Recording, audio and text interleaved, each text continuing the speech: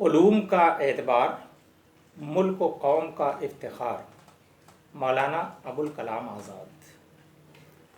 20ویں صدی کی تاریخ کے مطالعہ سے واضح ہوتا ہے کہ ہندوستان کا دامن ایسی بہت سی شخصیات سے منور دکھائی دیتا ہے جس کے افکار و تصورات نے عام انسان کے شعور کو جلا بخشنے کا کام کیا ہے۔ ان سیاسی و سماجی رہنماؤں میں ایک اہم نام مولانا ابوالکلام آزاد کا ہے۔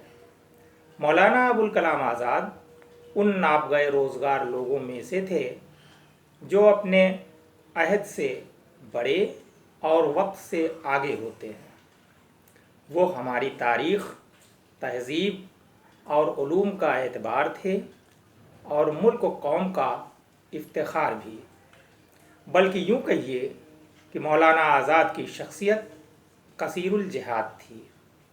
وہ عالم، مفکر اور مفسر قرآن تھے، شاعر و ادیب اور انشا پرداز بھی، خطیب تھے، صحافی تھے اور مسلح قوم بھی، مجاہد آزادی تھے، ہندو مسلم اتحاد کے علم بردار اور ماہر تعلیم بھی تھے۔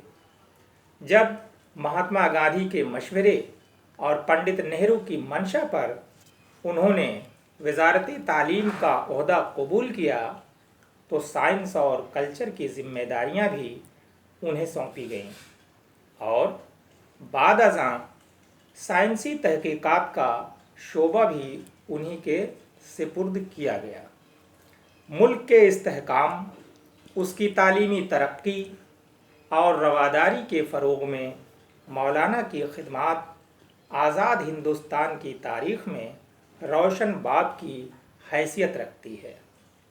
Secondary education commission, university education commission اور یونیورسٹی گرانٹ کمیشن کی تشکیل کے علاوہ علی گڑھ مسلم یونیورسٹی کی بقا، جامعہ ملیہ اسلامیہ کی ترقی اور institute of higher technology Kharagpur کا قیام مولانا کے وہ اہم اور قابل ذکر کارنامے ہیں جن سے ملک کے تعلیمی، معاشی اور سماجی حالات بہتر ہوئے اور قوم سربلندی کی طرف گامزن ہوئی۔